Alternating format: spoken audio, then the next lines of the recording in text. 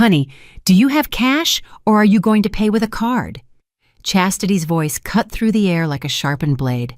12 pairs of eyes were fixed on me, 12 people who had just devoured lobster, imported salmon, and wines that cost more than my monthly Social Security check.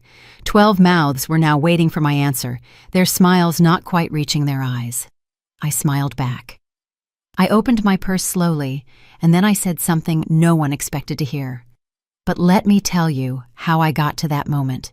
Sitting in a downtown Atlanta restaurant where the bill for a single table was approaching $8,000.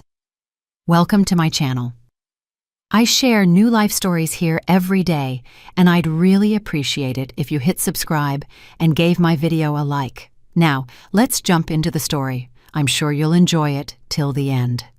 It all started 3 days earlier. Darius, my son, appeared at the door of the tiny converted storage room where I now lived.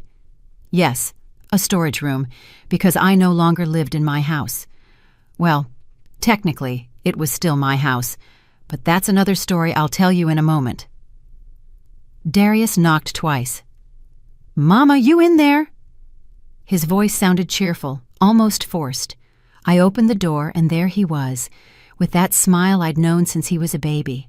But now, that smile was accompanied by something else, something I had learned to recognize over the past 8 months. Need. "Mama, I've got some wonderful news." He walked in without waiting for an invitation. He looked around the 10 by 10-foot room where I now spent my days. A twin bed, a chair, a coat rack with 4 dresses, a window overlooking the alley. We're having a family dinner. Something intimate?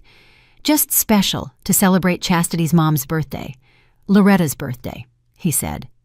Loretta Whitaker, my daughter-in-law's mother, a woman I had seen exactly 3 times in 2 years. "It's just a regular dinner, Mama. Nothing extravagant, but it would mean a lot to Chastity if you were there." Something tightened in my chest. Family dinner. It had been so long since I'd heard those words directed at me with real affection. "When is it?" I asked, even though I already knew I would say yes. I always said yes when Darius asked me for anything. That's how it had been my whole life. This Saturday, at 8 o'clock, at the Gilded Lily, that French place downtown.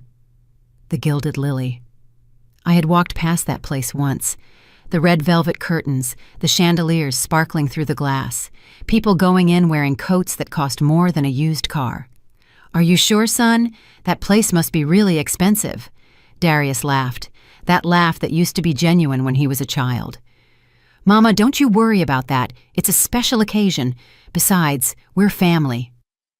Family. That word echoed in my ears long after Darius left. I sat on the bed and looked out the window. The alley was dark, even though it was barely 6 in the evening.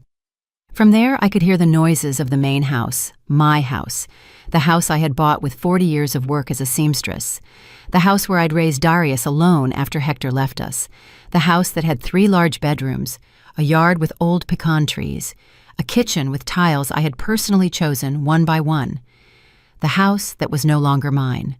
8 months had passed since that afternoon. Chastity and Darius had arrived with papers. "Mama, we need to talk about something important." They sat across from me at the dining room table, my dining room.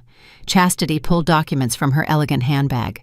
"Look, Mother Evelyn, Darius and I have been looking into the new tax laws. If anything were to happen to you, Darius would lose this house. The government would take almost everything." Darius nodded, taking my hand. "Mama, the solution is simple. If you put the house in my name now, we save all those problems. It's just paperwork. You keep living here just like always. Nothing changes. We're just protecting your legacy." I was 65, but I wasn't foolish. "And if I put it in your name, it really doesn't change anything for me?" Chastity smiled. That smile that showed all her perfect white teeth. "Of course not, Mother Evelyn. This is your house. It always will be. It's just a legal formality, a protection." I looked at Darius, my son, my only child, the boy I had raised alone, the man who was now looking at me with pleading eyes. "All right, if you say it's best." I signed. I signed because I trusted. I signed because he was my son. I signed because I thought blood meant something. 2 weeks after I signed, Chastity knocked on my bedroom door. "Mother Evelyn, I need to talk to you." She walked in and sat on my bed without asking. "Look, I have exciting news. Darius and I are going to remodel the house. We're going to make it beautiful, but there's going to be a lot of noise and dust during the work. We don't want it to affect you." I nodded, confused. "So, we thought you could stay in the converted storage room for a few months, just while we finish up. It has everything you need, a bed, a small bathroom. You'll be very comfortable." The converted storage room. That 10 by 10 foot space I had used to store boxes and tools. "For how long?" I asked. Chastity shrugged. 2-3 months maximum. You know how these things go, but it'll be worth it. The house is going to look gorgeous." Those 2 months turned into 8. The remodeling was never finished. There was always something more to do. There was always a reason why I couldn't return to my room. And little by little, without me realizing exactly when, I stopped being the owner of the house and became the tenant of the tiny room out back. But Saturday arrived, and I dressed in my best clothes. A wine-colored dress I had sewn myself years ago, black shoes I had polished until they shone. I styled my gray hair in a simple bun. I looked at myself in the small, cracked mirror hanging over the sink. A 65-year-old woman stared back, wrinkles around her eyes, hands calloused from decades of sewing. But there was still dignity in that face, still strength. Darius picked me up at 7:30. We drove in silence. I looked out the window at the illuminated streets. "Mama, I just want you to know tonight is important to Chastity. Her family is going to be there. Please, just be yourself." Be myself, as if I were some kind of problem that needed to be controlled. We arrived at the Gilded Lily, and my stomach clenched. The place was even more elegant than I remembered. A doorman in a maroon uniform opened the car door. Inside, everything was golden light and immaculate white tablecloths. Darius led me to a long table in the back of the main dining room, a table where 11 people were already seated. Chastity stood up when she saw us. She was wearing an ivory dress that probably cost more than 3 months of my old housing payment. "Mother Evelyn, so glad you made it." She hugged me, but it was one of those empty hugs, without warmth, without real meaning. "Come, sit here." Chastity pointed to a chair at the corner of the table. The chair farthest from the head, the chair where you put the guests who don't matter much. I sat down slowly, looked around the table, and counted mentally. 12 people in total. Loretta was at the head, in a champagne dress and a pearl necklace that glittered under the lights. Next to her, Chastity's 2 sisters, whom I had never seen before. Then 3 cousins, an uncle, 2 young nephews who wouldn't stop looking at their phones, Darius and Chastity, and me, the only one who didn't truly belong to this gathering. "Well, now that we're all here, let's order." Chastity snapped her fingers, and a waiter in an impeccable black jacket appeared. "Bring the wine list first and the full menu." The waiter nodded and disappeared like a ghost. I watched everything with wide eyes. The crystal glasses, the silver cutlery, the cloth napkins folded into the shape of swans. Everything sparkled. Everything cost money. Everything was too much for a simple family dinner. The wines arrived first. Bottles with French labels I couldn't read. The waiter showed them off as if they were treasures. "This is a Chateau Margaux from 2010, and this a Romanée Conti." Chastity didn't even look at the prices. "Bring 3 bottles of the first and 2 of the second." I swallowed hard. I had seen wines like that in magazines. I knew a single bottle could cost hundreds of dollars, maybe thousands. Then the menus arrived. Thick pages of creamy paper with gold lettering. I opened mine and my hands trembled slightly. Foie gras, lobster, filet mignon.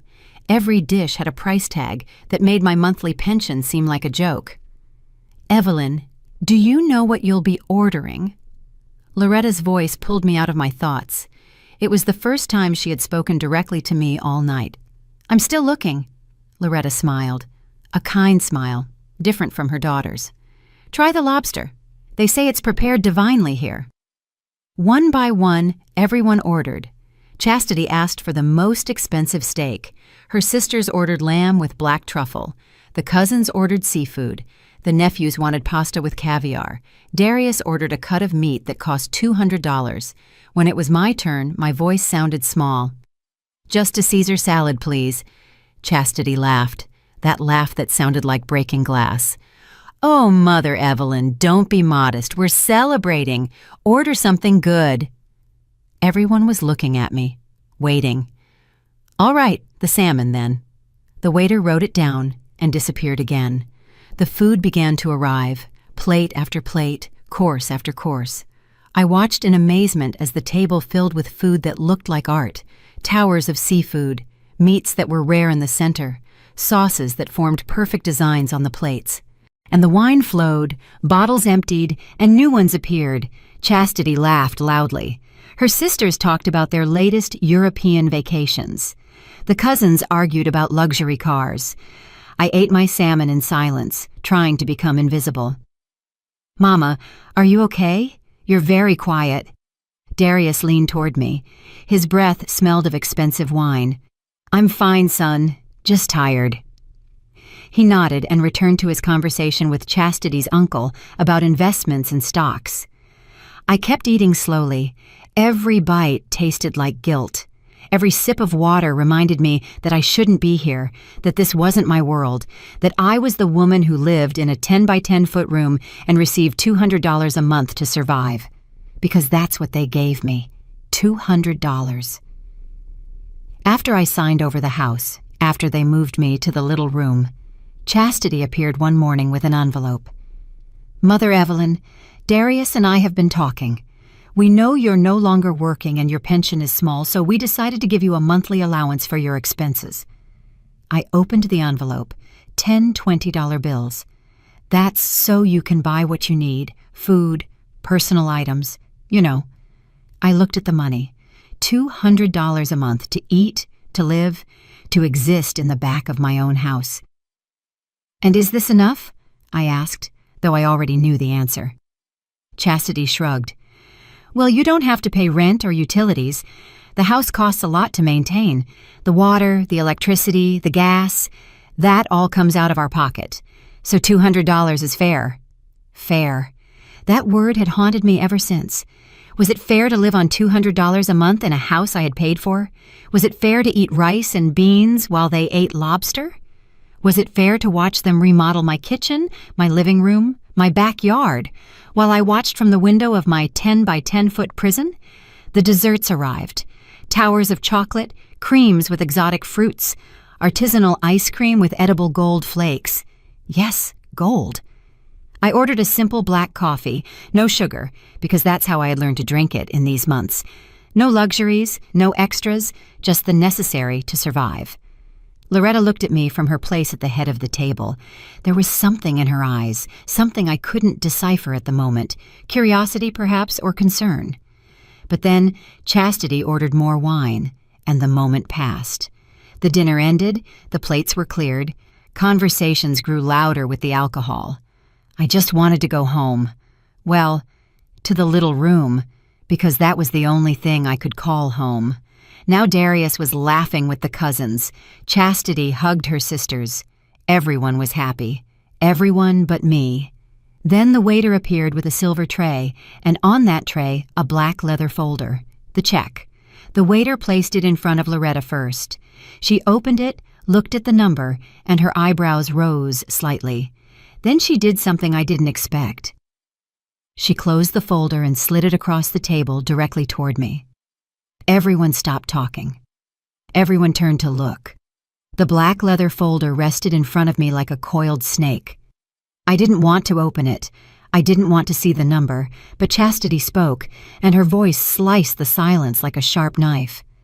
"Honey, do you have cash or are you going to pay with a card?" she said. She said honey, but the word sounded empty, cold, calculated.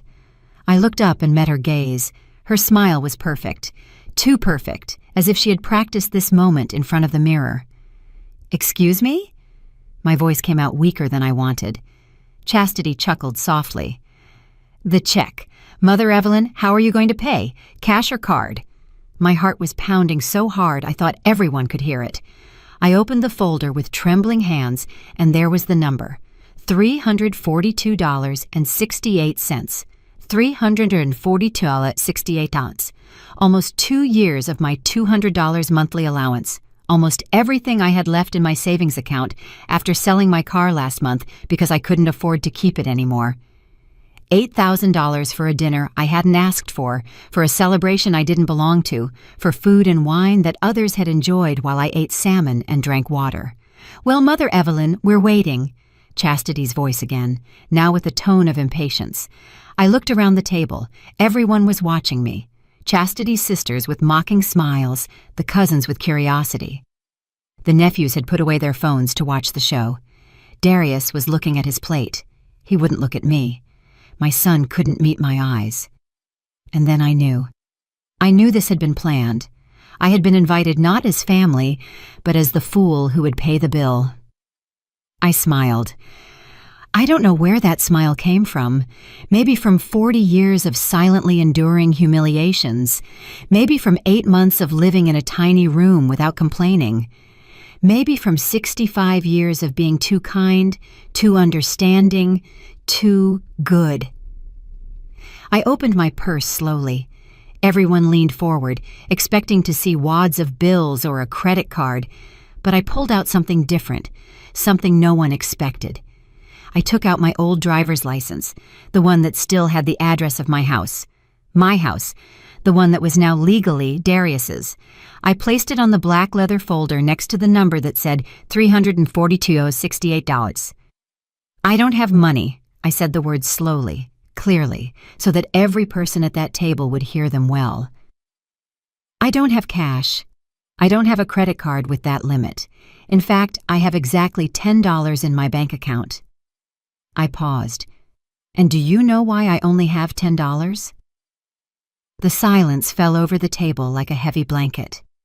Chastity stopped smiling. Darius kept staring at his plate as if it were the most interesting thing in the world. Loretta watched me with narrowed eyes. I continued. "I have $10 because 8 months ago I gave my house to my son, a house I bought with 40 years of work, a house with 3 bedrooms and a backyard, a house valued at over $300,000. I gave it to him because I was told it was for protection, for taxes, for my own good." I raised my voice only slightly. I wasn't yelling, but every word came out with the weight of months of accumulated silence. "And after giving them my house, after signing the papers they put in front of me, they moved me to a converted storage room, 10 feet by 10 feet, 1 bed, 1 chair, a window overlooking the alley. They told me it was temporary, just while they remodeled. That was 8 months ago. And do you know how much they give me a month to live on?" I paused. No one was breathing. $200.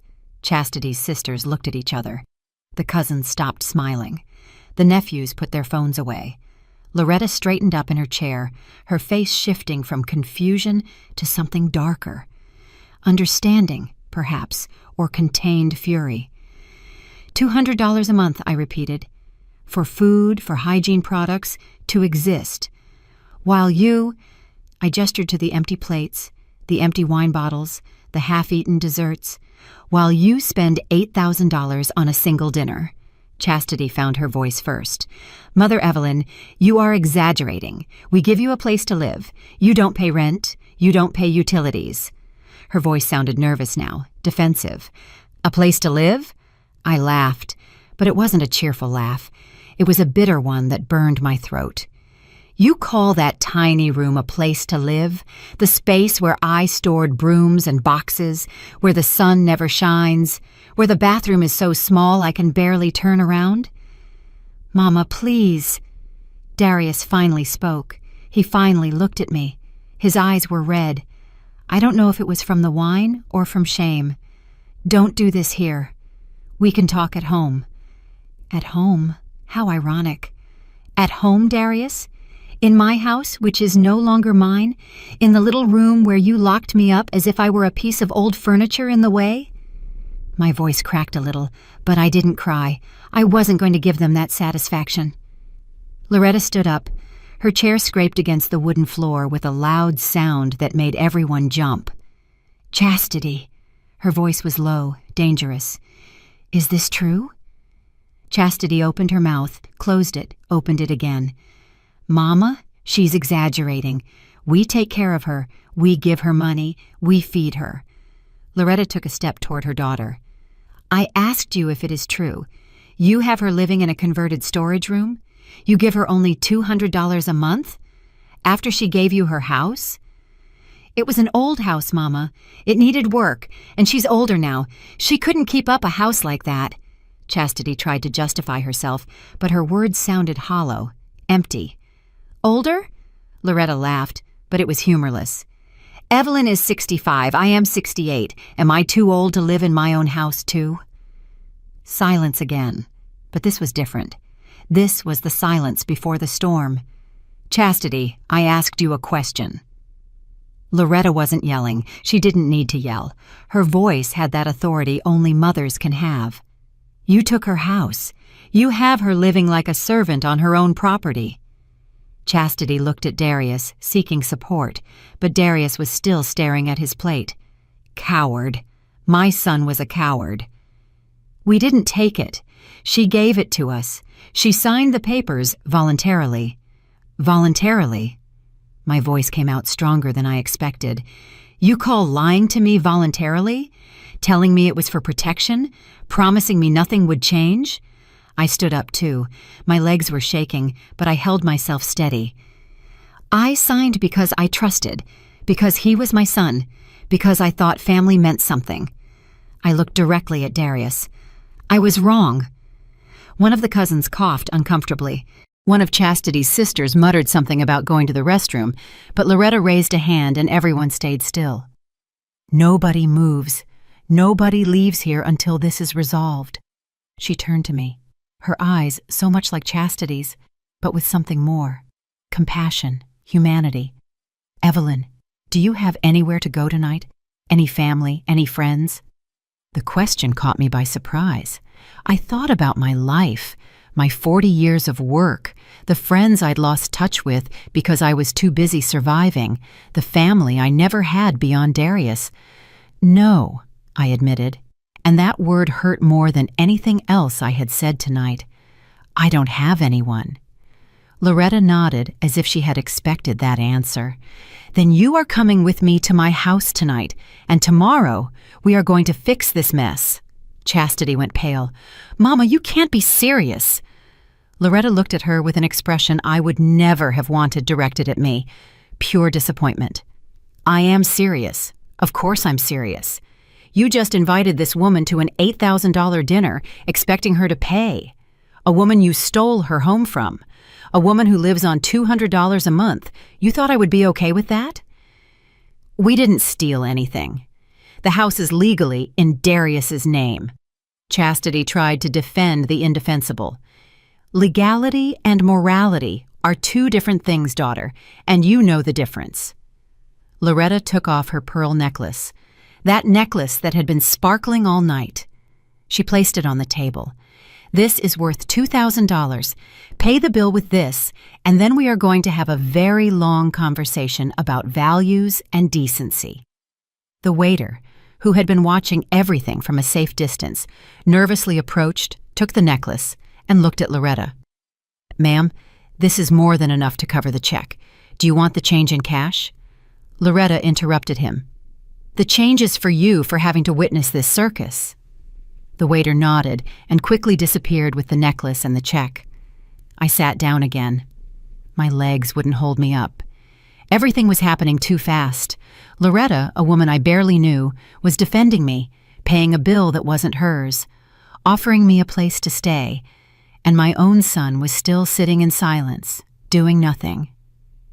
"Darius," I said his name softly. "Look at me." He slowly raised his eyes. There were tears in them, but I didn't feel pity. I only felt exhaustion. "Tomorrow, I'm going to come for my things, the few things they let me keep in that little room, and after that, I don't want to see that house again." My voice was firm now, clear. "Not until it's mine again, or never, whatever has to happen." Darius opened his mouth. Mama, I stopped him with a gesture. No, I don't want to hear excuses anymore. I don't want to hear promises. I just want my dignity back. And if that means losing you, then so be it. The words floated in the air like smoke, heavy, final. Chastity tried to take Darius's hand, but he pulled away. Something had broken in his face. Loretta placed her hand on my shoulder. Let's go, Evelyn. That's enough for tonight. I stood up. I took my small purse. I looked one last time at that whole table, at those 12 people who had witnessed my humiliation and my liberation in the same night. I walked toward the restaurant exit with Loretta by my side. Every step hurt, not from physical exhaustion, but from the weight of what had just passed. I left the table behind. I left Darius behind. I left 8 months of silent humiliation behind. The doorman opened the door for us, and the cold night air hit my face. I took a deep breath. It was the first time in a long time I felt like I could truly breathe. Loretta's car was an elegant black sedan, but not ostentatious. She opened the passenger door for me, a simple gesture that made me feel more human than I had felt in months. I sat down. The seat was soft, comfortable. It smelled of expensive perfume and new leather. Loretta got behind the wheel and started the engine. For the first few minutes, neither of us spoke. Only the sound of the engine and the night traffic filled the space between us. "I'm so sorry." Loretta finally broke the silence. Her voice sounded tired, defeated. "I had no idea what my daughter was doing to you. If I had known sooner—" She paused. She took a deep breath. "I should have known. I should have paid attention." I looked out the window. The city lights passed like blurred stars. "It's not your fault. You had no way of knowing. I didn't tell anyone either. I was too ashamed to admit that my own son had done this to me." "The shame should be theirs, not yours." Loretta turned a corner. We were entering a neighborhood I knew by sight. Large homes, manicured lawns, the kind of place I never thought I would set foot in. Chastity wasn't like this before. Or maybe she was, and I didn't want to see it. She was always ambitious, always wanting more, but I never thought she would be capable of something so cruel. Her voice cracked a little at the end. We arrived at a 2-story house with a cream-colored facade and large windows. Loretta parked in the driveway. "It's a lot for one person," she said, as if she had to justify the size of her house. "But I like the space. I like being able to walk without bumping into walls." She looked at me meaningfully. I understood the message. She knew what it was like to live in a minuscule space, or at least she could imagine it. We went inside. The house smelled of lavender and cleanliness. The floor was light wood. The walls were painted in soft tones. There were carefully hung paintings, potted plants, a staircase leading up to the second floor. The guest room is upstairs. It has its own bathroom, clean linens, towels, everything you need. Loretta guided me up the stairs. Every step seemed higher than the last, not because of the physical effort, but because of the unreality of it all. The room was 3 times bigger than the little room I had lived in for the past 8 months. A queen bed with an ivory comforter, a dresser with a mirror, an armchair by the window. Curtains that looked like silk. A bathroom with a tub. A tub. I hadn't taken a bath in a tub since they moved me to the little room. There was only a tiny shower where I could barely turn around. "Rest." Loretta placed her hand on my shoulder again. "We'll talk tomorrow. Tomorrow we'll see what to do. For now, just rest." She left and closed the door softly. I stood in the middle of the room, looking at everything, touching the bed to make sure it was real. I sat on the edge. The mattress was soft. My hands trembled, and then, only then, did I allow the tears to fall. I cried. I cried for the 8 months lost. I cried for the house that had been mine. I cried for the son I had raised and who had betrayed me. I cried until there was nothing left inside. I woke up with the sun streaming through the window. For a moment, I didn't know where I was. Then I remembered the restaurant, the check, Loretta, the guest room. I got up and looked at myself in the dresser mirror. A 65-year-old woman with swollen eyes and messy hair stared back. But there was something different, something in her eyes, a spark that had been extinguished for months. Determination. I went downstairs, following the smell of coffee.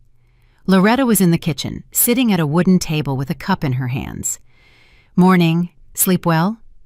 I nodded, though it was a lie.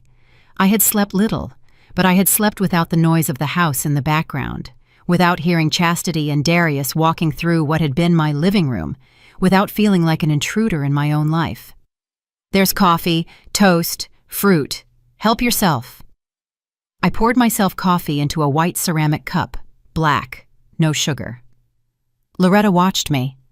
"Evelyn, I need to ask you something important, and I need you to be completely honest with me." She took a sip of her coffee. "When you signed the house papers, did you read everything? Did you understand what you were signing?" I thought back to that day, to the papers Chastity had placed in front of me, to the words I didn't fully understand, to the haste with which they made me sign. "I didn't read everything," I admitted. "Chastity explained that it was for protection, to avoid taxes.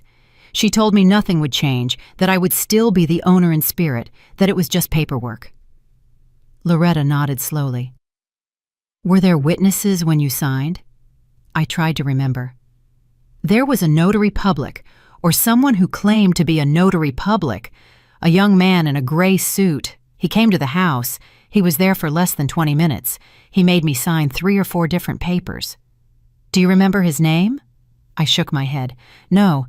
Chastity called him on the phone. She said it was a favor that he was coming because she knew him." Loretta put her cup down on the table with more force than necessary. "A favor? Of course." She stood up and began pacing the kitchen. "Evelyn, I think what they did to you is not only immoral, I think it might be illegal too." My heart started beating faster. "What do you mean?" Loretta stopped and looked directly at me. "If they made you sign under pressure, without truly explaining what you were signing, without giving you time to seek independent legal advice, that's coercion. And if that notary was someone Chastity knew and didn't properly verify that you understood everything, then the transfer could be invalid." Hope. A dangerous word. But there it was, growing in my chest like a plant after the rain. "How can we find out?" Loretta picked up her phone. "I have a friend. Marcus is an attorney. He specializes in cases of family fraud and elder financial exploitation." Elderly. The word stung a little, but it was technically correct. I was legally a senior citizen. "I'll call him now. He'll tell us what your options are." She dialed a number, spoke in a low voice. I heard loose words: urgent, fraud, possible, property transfer, coercion. When she hung up, she had a determined look. "Marcus says he can see us this afternoon at 3 o'clock, at his office." I looked at the clock on the kitchen wall. It was 9 in the morning. We had 6 hours. "But first," Loretta continued, "we're going to your house. Well, to the house that was yours. You are going to collect your things, all your things, and you are going to do it with your head held high. Understood?" I nodded, even though the thought of returning terrified me. We arrived at the house at 10 o'clock. My house. The house where I had lived for 30 years, where I had raised Darius, where I had sewn thousands of dresses on my old machine, where I had planted the pecan trees that now shaded the yard. Loretta parked in front of the entrance. Darius's car was there, and so was Chastity's. They were both home. "Are you ready?" Loretta asked me. I took a deep breath. "As ready as I'll ever be." We rang the doorbell. No one answered. I rang again. Nothing. Then Loretta knocked hard, insistent, like someone who wouldn't leave until the door was opened. Finally, the door opened. Chastity was there, dressed in gray sweatpants and a t-shirt, no makeup, swollen eyes. She had been crying. "What do you want?" Her voice was harsh, defensive. "Evelyn has come for her things," Loretta spoke with authority, "and you are going to let her in now." Chastity looked at both of us. For a moment I thought she would close the door, but then she stepped aside. We entered. The living room was just as I remembered it. Well, not exactly. The furniture had been changed. My old brown sofa had been replaced by a modern beige one. The curtains I had sewn were gone. Now there were minimalist blinds. My wooden coffee table had disappeared. In its place was one of glass and metal. My house, but it no longer felt like my house. "Where's Darius?" I asked. Chastity pointed upstairs. "Still asleep.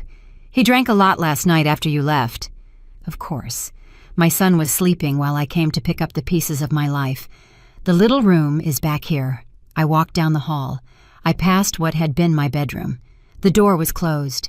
I continued to the back, to the door that led to the converted storage room. I opened it. There it was.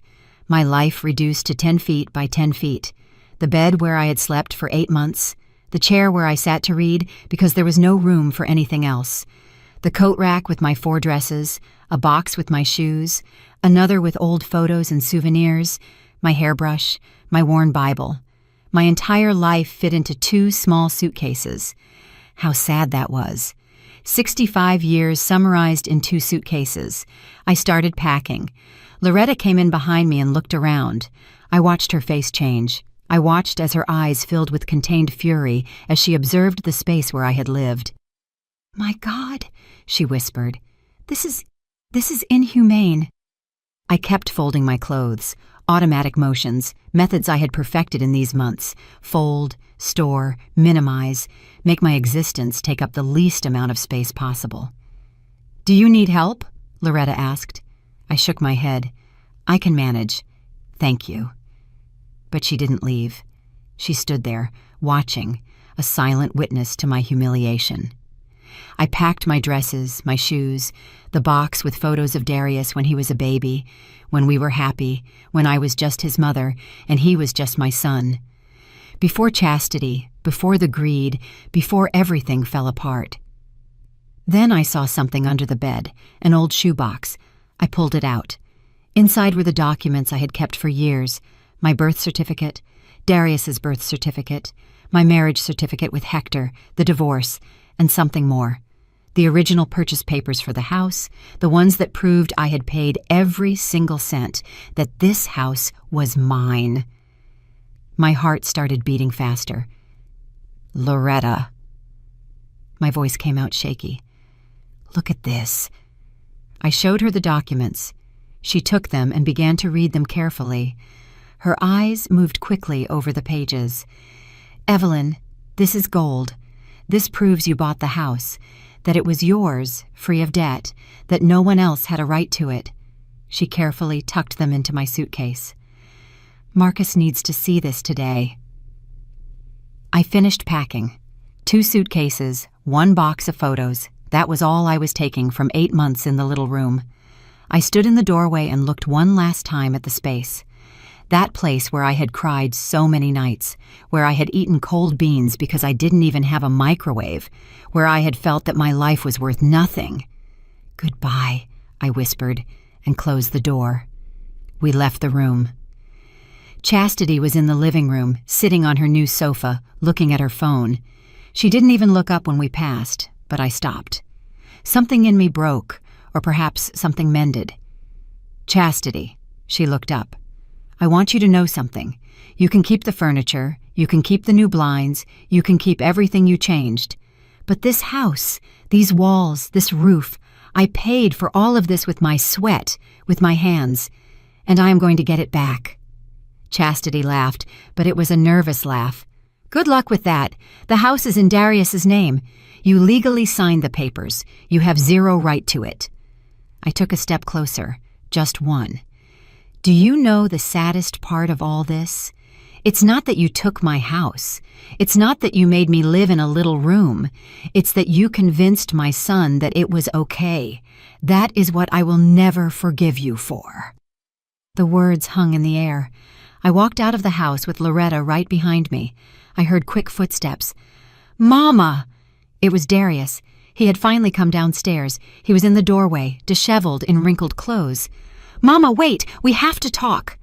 I stopped, but I didn't turn around. "There is nothing to talk about, Darius. It's all been said." He came down the stairs. He walked toward me. "Mama, I'm sorry. You didn't think it would be like this? You didn't think it was wrong to leave me living in a small room? You didn't think $200 a month wasn't enough? Or did you just not think about me at all?" Darius opened his mouth, closed it. Tears rolled down his cheeks. "Chastity said you were fine. She said you were comfortable. I believed her." "You believed her because it was easier. Because if you admitted the truth, you would have to do something about it. And doing something meant confronting your wife. It meant choosing between her and me. And we already know who you chose." I put the suitcases in the trunk of Loretta's car. Darius followed me. "Mama, let me fix this. We can do something. You can move back into your room. We can give you more money." "I don't want your charity, Darius. I want my house. I want what was rightfully mine. And if you don't give it to me voluntarily, I will take it back another way." I got into the car. Loretta started the engine. As we drove away, I looked in the side mirror. Darius was standing in the driveway, alone, small, like a lost child. But I didn't feel pity. I only felt determination. We arrived at Marcus's office at 3 o'clock sharp. It was a modern building in the center of the city, marble floors, fast elevators, efficient secretaries, all very different from the world I had lived in these past few months. Marcus received us in his 5th-floor office. He was a man in his 50s, graying hair, a charcoal suit, intelligent eyes that seemed to see more than you told him. "Loretta told me a little on the phone, but I need you to tell me everything from the beginning." He sat behind his desk. Loretta and I sat across from him. I took a deep breath and began. I told him about the house, about how I bought it alone, about Chastity and Darius with the papers, about the broken promises, about the little room, about the $200, about the $8,000 dinner. Marcus listened without interrupting. He took notes in a notebook. When I finished, he leaned back in his chair. "Evelyn, this is a classic case of elder financial exploitation. Possibly fraud, definitely coercion." He pulled out the documents I had brought and read them carefully. "These original papers are crucial. They show clear ownership. Now tell me exactly what you signed when you transferred the house." I closed my eyes, trying to remember. Chastity put 3 or 4 papers in front of me, long sheets with small print. The notary, or whoever he was, told me where to sign. He didn't explain anything. He just pointed to the lines. Sign here, here, here. It all happened very fast, less than 20 minutes. Marcus nodded. "Did they give you copies?" I shook my head. "They said they would mail them to me. They never arrived." Marcus wrote more notes. "They pressured you. They told you that you had to sign immediately?" I thought about that day, about the urgency in Chastity's voice. "Yes. They said there was a deadline, something about taxes, that if I didn't sign that day, I would lose important benefits." Marcus put down his pen. "Lies. All lies. Designed to pressure you." He stood up and walked to the window. "Evelyn, I think we can fight this, but I need to be honest with you. It won't be easy. It will take time, probably several months, and we need to find irregularities in the transfer." "What kind of irregularities?" Loretta asked. Marcus turned around.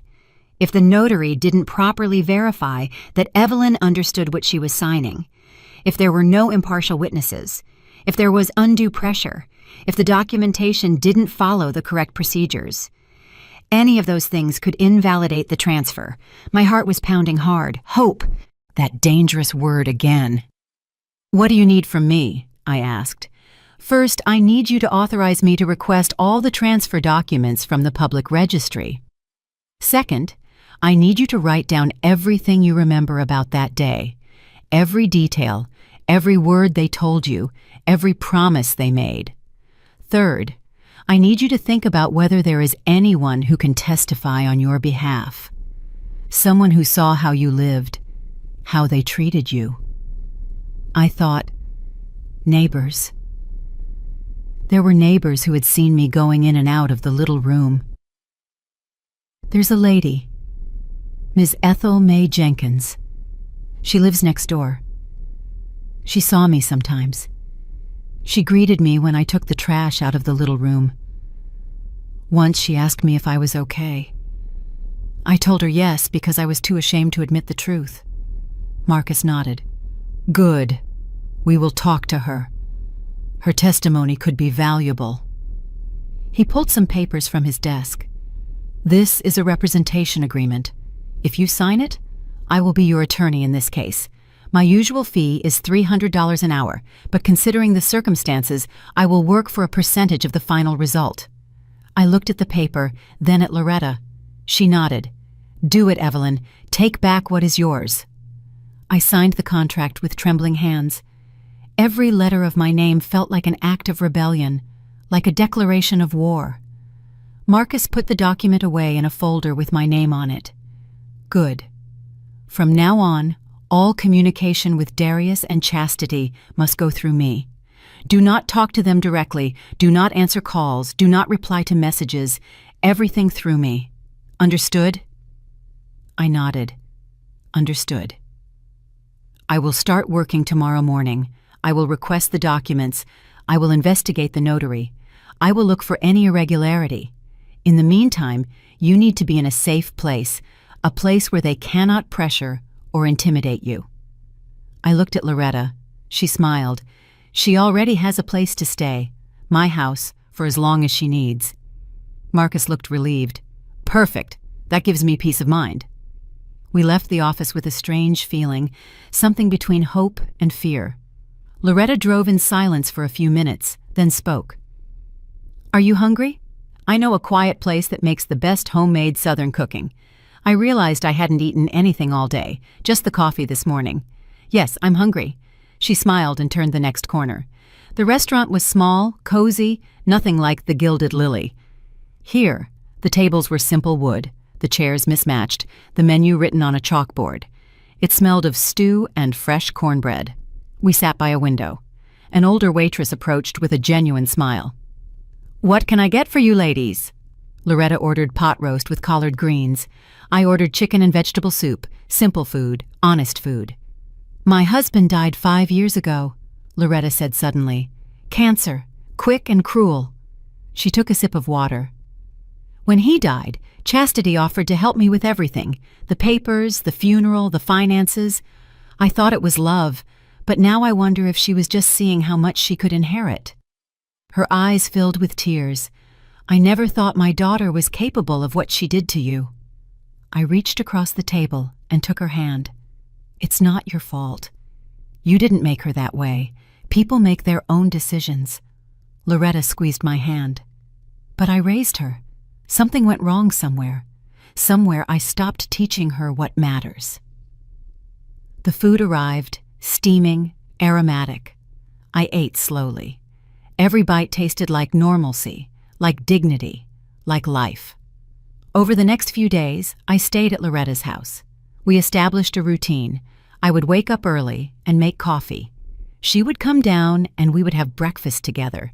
We talked about everything and nothing, our lives, our mistakes, our forgotten dreams. In the afternoons, I would sew. Loretta had found my old machine in the little room and brought it over. The familiar sound of the motor calmed me. Marcus called every 2 days with updates. He had requested the documents. He had found the notary.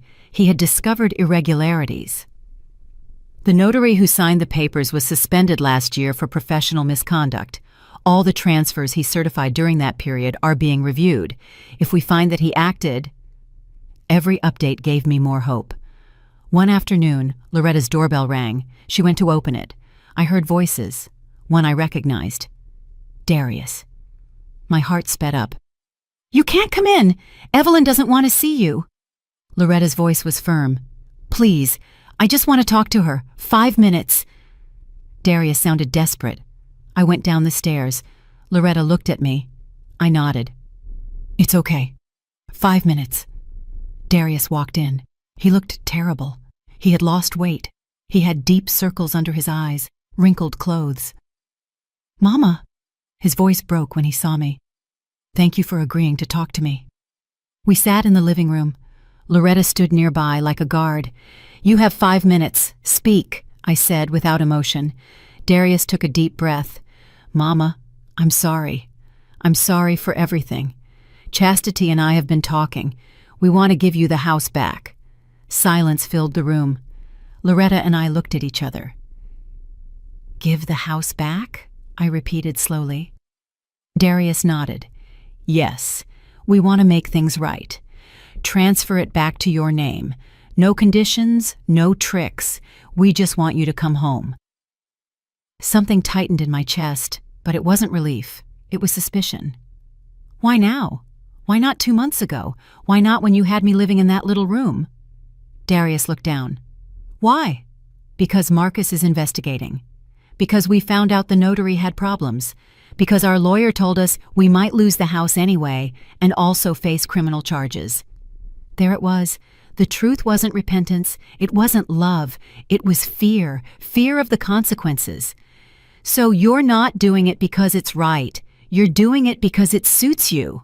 Mama, please. I understand you're angry, but this is what you wanted, isn't it? To get your house back. We're offering it to you without a fight, without a long lawsuit. Darius leaned forward. We can sign the papers this week. Everything goes back to how it was. I stood up. No, Darius.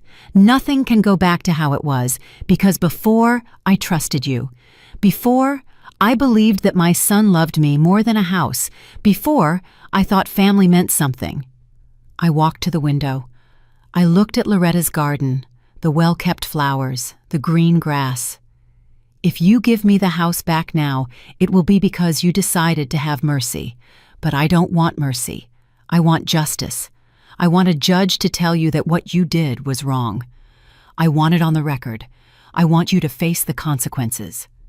I turned to him. So no, I do not accept your offer. Darius went pale.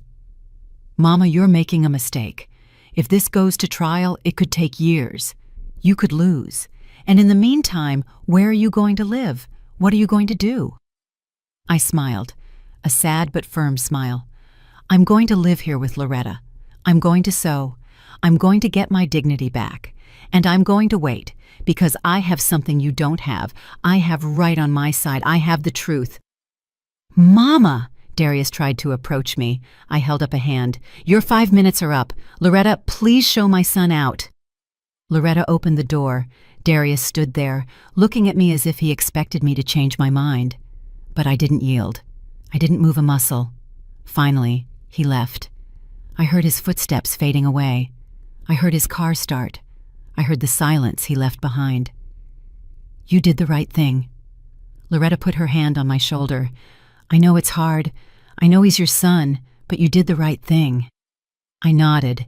Even though every part of me ached, even though my mother's heart screamed at me to forgive him, even though everything would have been easier if I had just accepted his offer.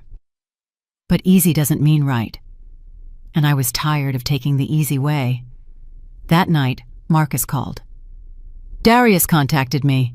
He told me he offered to give you the house back and you refused. There was something in his voice. Respect, perhaps. Yes, I refused. Silence for a moment. Good, because I have news. I found something big. The notary was not just suspended, he was working illegally. All the transfers he certified during that period are null, completely invalid. My breath caught. What does that mean? Marcus laughed, a laugh of victory. It means the transfer was never legal. It means the house never stopped being yours. Technically, legally, you are still the owner. We just need a judge to confirm it officially, and with the evidence we have, that is practically a guarantee. Tears began to roll down my cheeks, but this time they were tears of relief. How long will it take? I asked, my voice trembling. Hopefully 2 or 3 weeks. I have contacts at the courthouse. I can expedite the process given the urgency and nature of the case. Evelyn, you are going to get your house back, and Darius and Chastity are going to have to answer for what they did. I hung up the phone and collapsed onto the sofa. Loretta sat beside me. She didn't say anything. She just held me while I cried. The next 2 weeks passed in a strange mix of anxiety and hope. Marcus worked tirelessly. Every day brought new news. He had filed the lawsuit. He had secured an urgent hearing. He had subpoenaed Darius and Chastity. He had found more evidence of the irregularities. The case was building like a puzzle where every piece fit perfectly. Loretta accompanied me to every appointment with Marcus. She had become more than my defender. She had become my friend. In the evenings, we would sit in her living room with chamomile tea and talk about life. "You know what the saddest part is?" I told her one night. "I only ever wanted to be a good mother. I just wanted my son to be happy, and somehow that made me an easy target." Loretta nodded. "Love shouldn't make us vulnerable, but it does." Ms. Ethel Mae Jenkins, my neighbor, agreed to testify. Marcus interviewed her at her house. "I saw everything," she told him. "I saw Evelyn going in and out of that little room. I saw her taking out her trash through the back door. I saw Chastity treat her like she was invisible, like she was a burden." Her testimony was recorded. Evidence, proof, documented truth. The hearing was scheduled for a Tuesday at 10 in the morning. I didn't sleep the night before. I stayed awake looking at the ceiling of the guest room, thinking about everything that had happened, all the paths that had brought me here, all the decisions I had made, all the ones I would make after tomorrow. Loretta knocked on my door at 6. "Are you awake?" I opened it. She came in with 2 cups of coffee. "Today is the day," she said simply. "Today is the day," I repeated. We sat on the bed like 2 friends preparing for a battle. "Are you scared?" she asked. "I'm terrified," I admitted. "But I'm also ready. For the first time in months, I'm ready to fight." I dressed carefully. The same wine-colored dress I had worn to the dinner, the one I had worn when everything began. It was symbolic somehow. That dress had seen me at my lowest moment. Now it would see me reclaim my dignity. I styled my hair in a simple bun. I looked at myself in the mirror. The woman who looked back was different from the one 2 weeks ago. There was strength in her eyes. There was determination in her jaw. We arrived at the courthouse at 9:30. Marcus was waiting for us on the steps. He carried a leather briefcase full of documents. "Ready?" he asked. "Ready," I replied. We entered the building. Long hallways with marble floors, wooden doors with gold plaques, the smell of old paper and pending justice. The courtroom was smaller than I expected.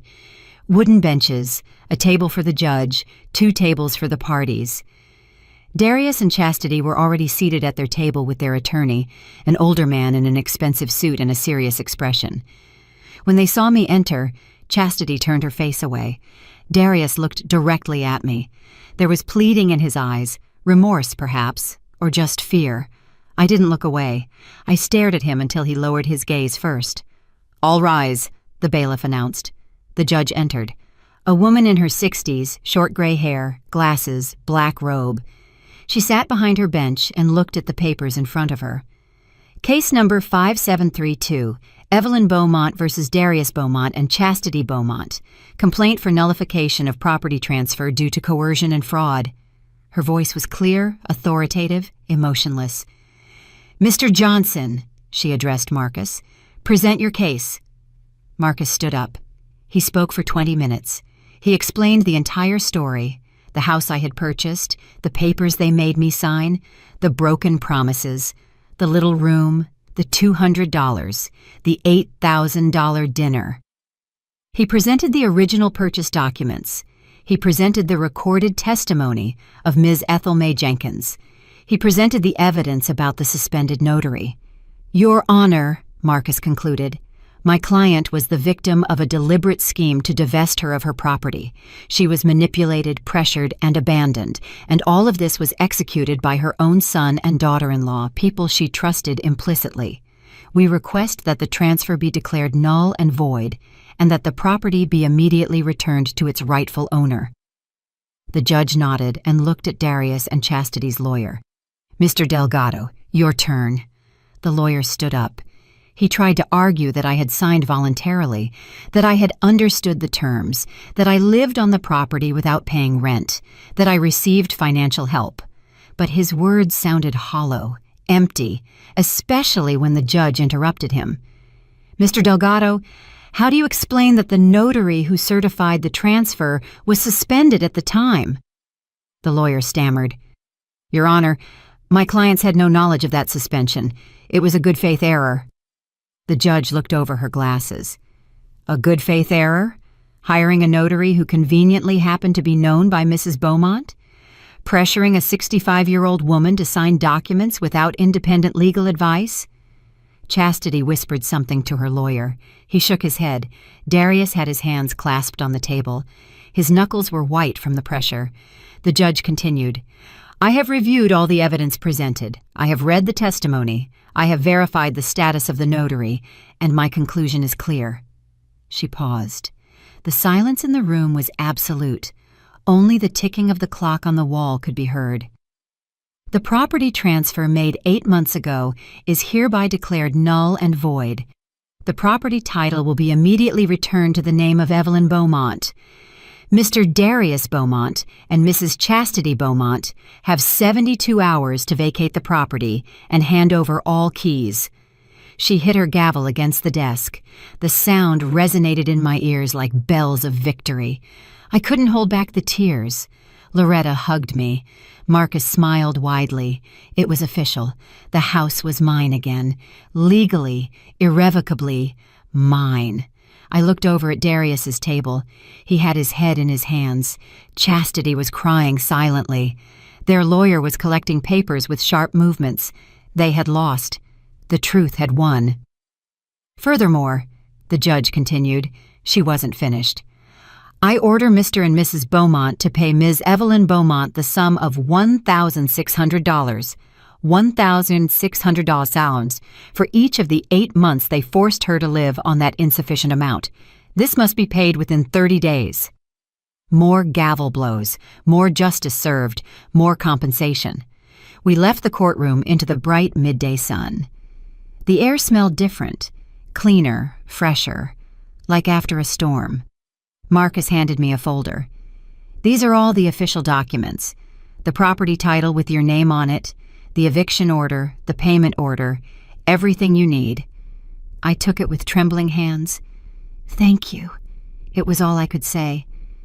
Thank you for believing in me. Don't thank me, Marcus smiled. You were the one who had the courage to fight. I was just the tool. He said goodbye and left. Loretta and I stood on the courthouse steps. Do you want to go see your house? She asked. I shook my head. Not yet. Let them have their 72 hours. Let them pack.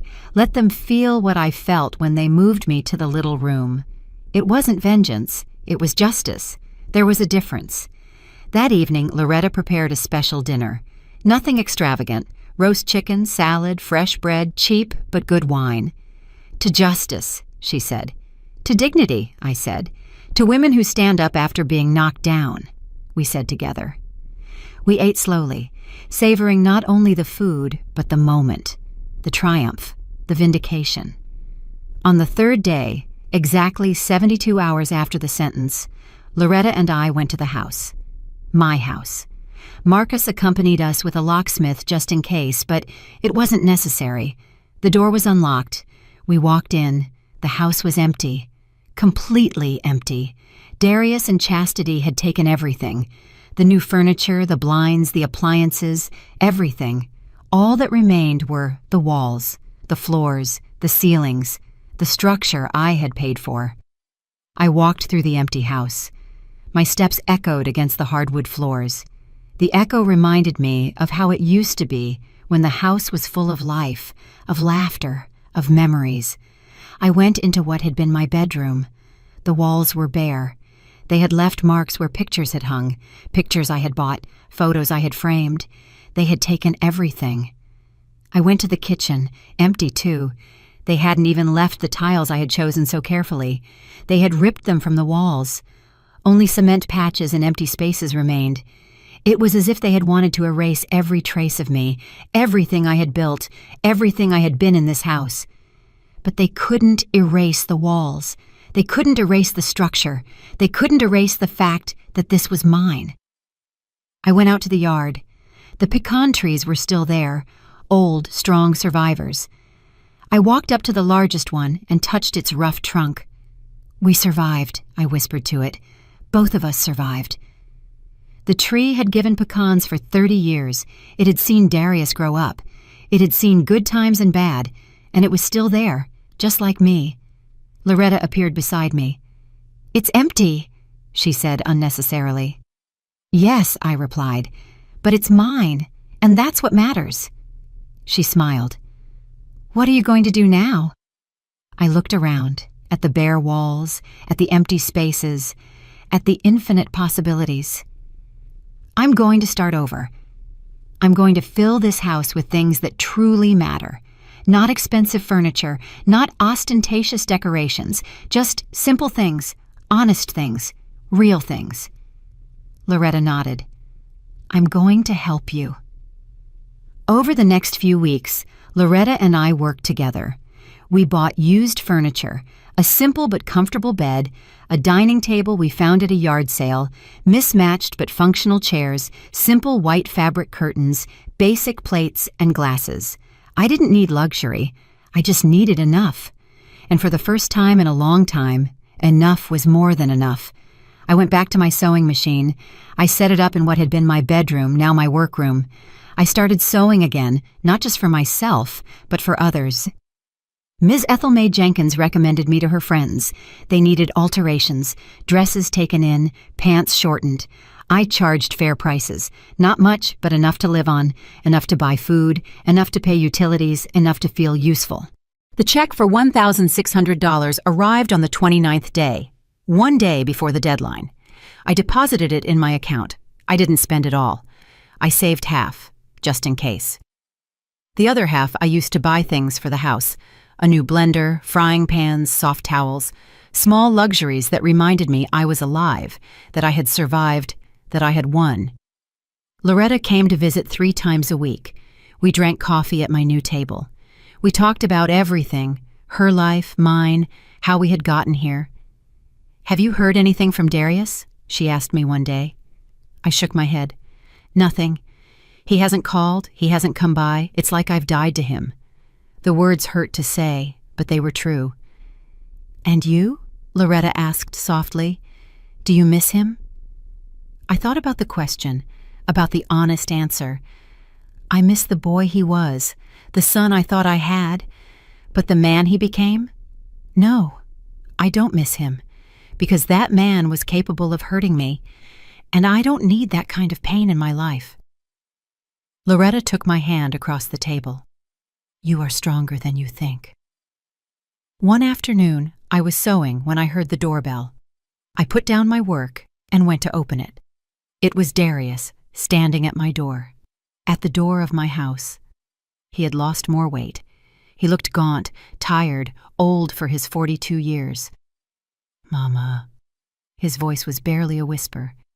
"Can I come in?" I looked at him. This man who had been my baby, my reason for living, my greatest joy, and my greatest disappointment. "Why are you here, Darius?" I asked, without opening the door completely. "To apologize, to try to explain, to—" He stopped. "To ask for your forgiveness. For real, this time." I hesitated. Every part of me wanted to close the door, to protect myself, to keep myself safe. But another part, the part that had been a mother for 42 years, wanted to listen. "You have 10 minutes. I opened the door. We went into the living room. He looked around at the simple furniture, at the unadorned walls. "You took everything," I said. It wasn't a question. It was a statement. Chastity insisted. She said they were ours, that we had bought them. Darius sat down on one of the mismatched chairs. I tried to leave some things, but No, that's a lie. I didn't try hard enough. I let her make all the decisions, just like always. "Where is Chastity now?" I asked. Darius looked at his hands. "She left. She said she couldn't be with someone so weak, someone who couldn't even keep his own mother's house." He laughed bitterly. "Ironic, isn't it? She left me because I lost what she forced me to take from you." I didn't feel satisfaction hearing that. I only felt sadness. Sadness for all that was broken, for all that couldn't be repaired. "Mama, I know I have no right to ask you for anything. I know I hurt you. I know I was a coward, but I want you to know something." He looked up. His eyes were red. Every night, I wake up thinking about that little room, about how I let you live there, about how I did nothing, and I hate myself for it. I hate myself more than you could ever hate me." Tears rolled down his cheeks. I sat across from him. "I don't hate you, Darius. Hate requires energy I no longer have. What I feel is sadness. Sadness because I lost my son. Sadness because you chose a house over your mother. Sadness because I don't know if I can ever trust you again." My voice was calm, without anger, without venom, just truth. But most of all, sadness because I don't know who you are. The Darius I raised would never have done this. "I don't know who I am either," he admitted. "I lost my way at some point. Chastity had so many dreams, so many plans, and I wanted to give her everything. I wanted to be the husband she deserved, but in the process, I forgot to be the son you deserved." He wiped his tears with the back of his hand. "And now I've lost everything. The house, Chastity, you, everything." "You didn't lose the house, Darius. It was never yours to lose. It was stolen. There's a difference." I stood up. "Your 10 minutes are up. I need you to leave now." Darius stood up too. "Is there any possibility? Any way you might forgive me someday?" I looked directly at him. "I don't know. Maybe with time, with real actions, with true change. But not today. Today it still hurts too much." Darius nodded. He walked toward the door, stopped at the threshold. "I love you, Mama. I know I didn't show it. I know I failed you, but I love you. I always have. I always will." I closed the door softly after he left. I leaned against it. The tears finally came. I cried for what could have been, for what would never be, for the broken relationship that might someday heal, or perhaps not. That night, Loretta came for dinner. I told her about Darius's visit. She listened without interrupting. "Do you think you'll ever forgive him?" she asked when I finished. "I don't know," I replied honestly. "Forgiveness isn't something you can force. It has to come naturally, with time, with healing. For now, I just want to live my life, rebuild what was broken, find peace." "That's wise." Loretta poured more coffee. "And what about your plans for the future?" I smiled. "I want to keep sewing. I want to turn this into a little business. I want to fill this house with honest work and simple life. I want to plant more trees in the yard. I want to wake up every morning knowing I am in my house, my space, my territory." Loretta raised her cup. "To new beginnings." I raised mine. To second chances. The months passed like pages in a book that finally had a good ending. Autumn arrived with its golden leaves and cool air. My little sewing business grew. Miss Ethel May Jenkins' friends brought their daughters. The daughters brought their friends. Soon, I had enough work to keep me busy 6 days a week. It wasn't making me rich, but it was making me happy, and that was worth more than all the money in the world. I planted new trees in the yard, orange trees, an avocado, rose bushes by the kitchen window. Every plant was a symbol, a reminder that life continues, that things can grow even after being cut down, that there is always time for new beginnings. Loretta helped me plant the avocado. "In 5 years, it will bear fruit," she said, her hands full of dirt. "And we will be here to see it," I replied. One November afternoon, 3 months after getting my house back, Darius returned. This time, he brought something in his hands, an old wooden box. I recognized it immediately. It was the box where I kept old photos, pictures of him as a baby, his first day of school, birthdays, and Christmases. "I found them in the storage unit where we put everything after we moved out," he said. "I thought you'd want them back."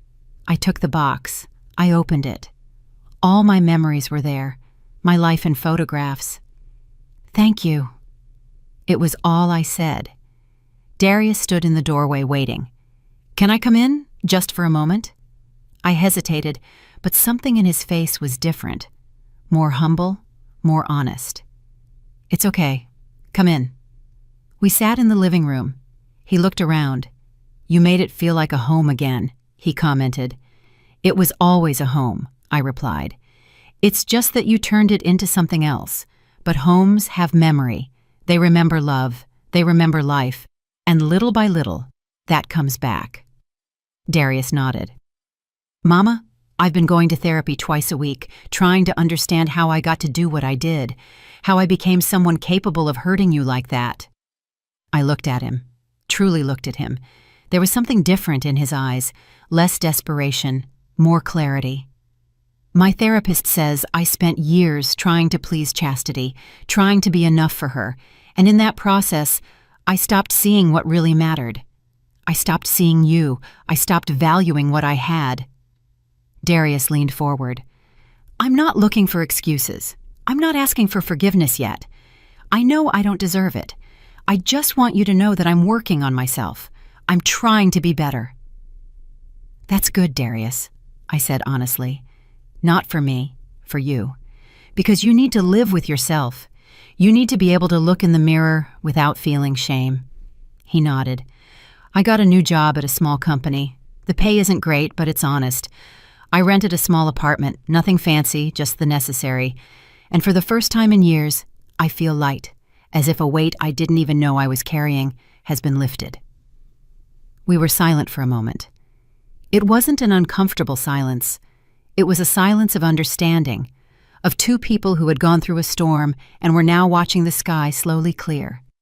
Mama, I don't expect you to forgive me tomorrow or next month or even next year. But I want you to know that I'm going to keep working. I'm going to keep trying to be the son I should have always been. I believe you, I said. And it was true. Something in his way of speaking, in his posture, in his eyes, told me that this time was different. But Darius, you need to understand something. Forgiveness doesn't mean everything goes back to how it was. It doesn't mean you can just walk back into my life as if nothing happened. Things have changed. I have changed. And our relationship, if it's going to exist, has to be different. I understand, Darius stood up, and I accept that.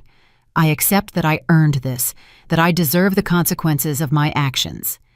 He walked toward the door. Can I come visit you from time to time? Not much. Just so you can see that I'm keeping my word. So you can see that I'm changing. I thought about it.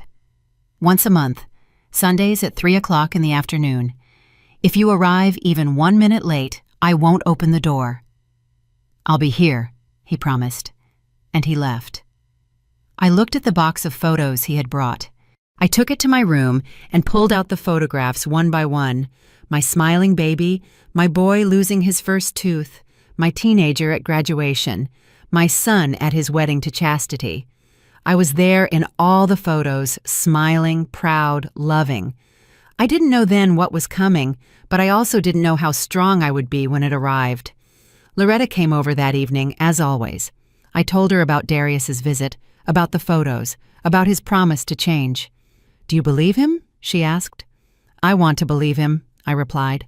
But I also learned to protect myself. I learned that love doesn't mean being blind, that family doesn't mean accepting anything, that forgiveness doesn't mean forgetting. Loretta smiled. You learned well then. We had dinner at my small table. Vegetable soup I had made, bread Loretta had brought, cheap but cheerful wine. You know, Loretta said, when I first met Chastity, I thought I had failed her as a mother, that I had done something wrong for her to be capable of what she did to you. But my therapist helped me understand something. Sometimes people make bad decisions regardless of how they were raised. It's not always the parent's fault. It's hard not to feel guilty, I admitted. I constantly wonder what I did wrong with Darius. Where did I go astray? Loretta shook her head. You raised a good boy. The decisions he made as an adult were his, not yours. You gave him love. You gave him values. You gave him everything you had. What he did with that was his choice. Her words comforted me in a way I hadn't expected. On the first Sunday of December, exactly at 3 o'clock in the afternoon, I heard the doorbell. It was Darius, punctual. He brought simple flowers from the market, White daisies, not expensive roses, not ostentatious arrangements, just simple, honest flowers. "I thought you would like them," he said shyly. I took them. "I do." I put them in a vase with water. We sat in the living room. We talked for half an hour about his work, about his therapy, about small, unimportant things. We didn't talk about the past. We didn't talk about what was broken. We just existed in the present for 30 minutes. The months passed that way. Darius came every first Sunday, always punctual, always with simple flowers, always respectful of the time I gave him. Little by little, the conversations became easier.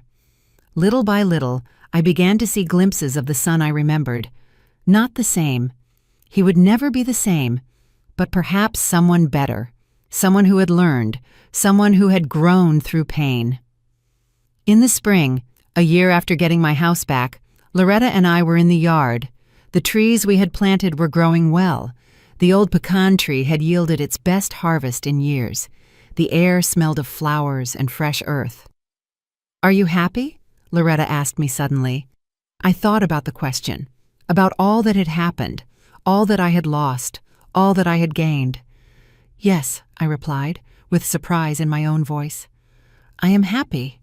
Not in the way I expected, not in the way I planned, but I am happy." I looked at my house, my yard, my hands calloused from honest work, my simple but genuine life. I lost my son for a while. I lost my house. I lost my dignity, but I got them back. Maybe not exactly as they were, but I got them back, and that makes me stronger. Loretta put her arm around my shoulders. "Do you know what I admire most about you?" she asked. "It's not just that you fought. A lot of people fight. What I admire is that you didn't let bitterness consume you. You didn't let the pain turn you into someone cruel. You found a way to keep being yourself despite everything." Her words filled me with a warmth I hadn't felt in a long time. That night, I sat in my living room, in my house. I drank coffee in my favorite mug. I looked out the window at the yard, where the fireflies were beginning to glow, and I thought about the entire journey, from that horrible dinner at the Gilded Lily to this moment of perfect peace. It had been painful. It had been difficult. There had been moments when I wanted to give up, but I didn't. I stood up. I fought. I won. And now, sitting in my own house, in my own chair, drinking my own coffee, I could say with total honesty something I hadn't been able to say in a long time. I looked at the stars beginning to appear in the sky. I looked at the trees swaying in the gentle breeze. I looked at my simple but genuine life, and I whispered the words that closed one chapter and opened another. I am free. I'm really glad you're here and that I could share my story with you. If you liked it, show me by liking the video and subscribing to my channel. Let's see how many of us there are. Write in the comments which city you're watching from and what time it is. I'm so curious to know where all you wonderful people are tuning in from. If you want to support me a little extra, you can also send a small donation. I share new life stories for you every single day. And now, 2 of my most popular stories will pop up on the screen so you can choose what to watch next.